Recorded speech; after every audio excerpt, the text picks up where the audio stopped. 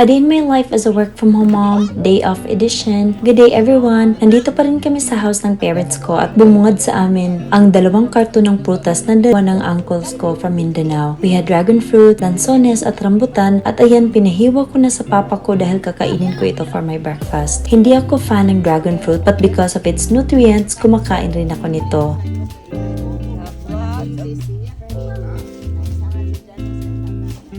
Pero gumawa rin ako ng tuna egg sandwich para sa mga bata at sa breakfast rin namin. Tinimplahan ko lang ito at ginawa naming palaman sa sliced bread.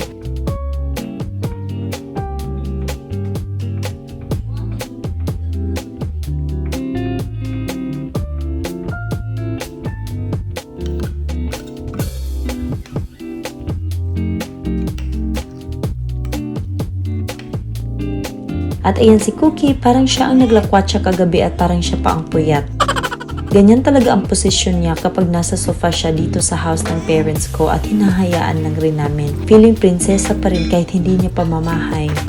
Kapag pinagsasabihan pa siya ng mga kapatid ko, nagbubombastic side eye rin yan. Nung mag-lunchtime na ay nagluto ako ng kinamatisang manok while yung kapatid ko naman nag-ihaw lang ng pusit at isda sa labas. Medyo marami-rami rin kami dito sa bahay dahil may 5 akong kapatid plus mga pamangkin ko pa at nandito rin ang 2 kong tiyuhin at narito kami dahil paparating na rin ang fiesta sa amin. Ako ang inatasang magluto today kaya nagluto na rin ako ng manok at saka na lang ako mag-house tour kasi marami pang mga dapat ayusin dito at kapag nandito nga rin ako gusto ko lang mag-relax.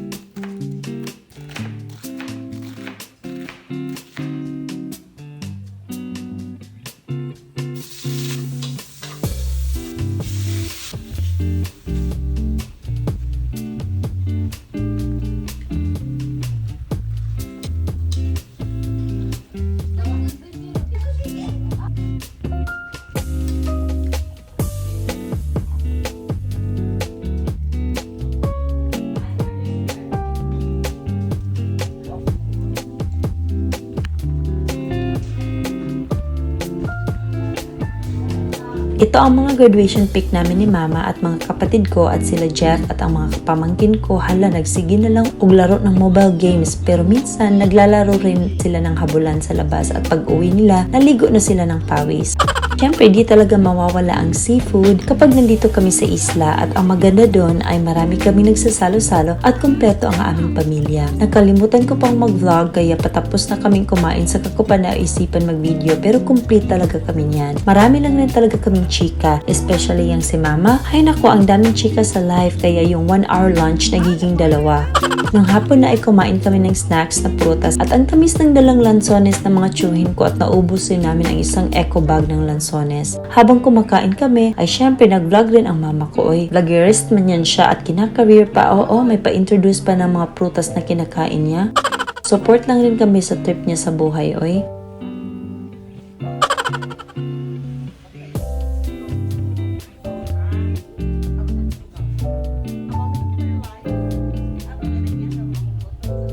Nung hapon na ay umalis na kami pabalik sa city at iiwan muna namin si Cookie dito kasi babalik rin naman kami bukas. Magsuschool muna ang kuya niya tomorrow, then after sa school babalik rin kami sa isla para mamista. Kaya babay muna Cookie at wag kang suplada ha, pairalin mo na naman ang pagka-Disney princess mo kahit di mo bahay. Gabi na kami umuwi kasi sa kabilang banda lang rin naman ang city at pag uwi namin nag-drive-thru na lang kami ni Jeff for our dinner. Mag-work pa kasi ako later kaya gusto ko makatulog rin ng maaga.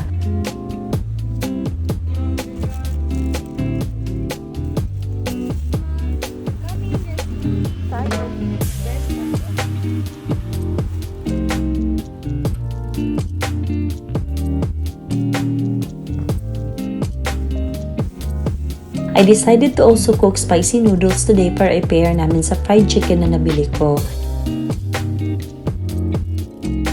It's just a very quick meal namin ni Jeff at napakaiba ng feeling kapag wala si Cookie sa bahay. Hindi kami sanay. Na-miss agad namin siya pero ina-update naman ako ng sister ko kay Cookie na napaka-arte daw doon.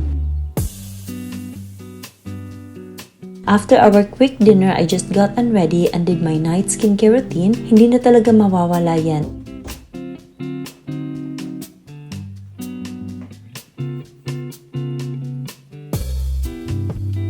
And that's all for today muna. Thank you so much for watching. Bye!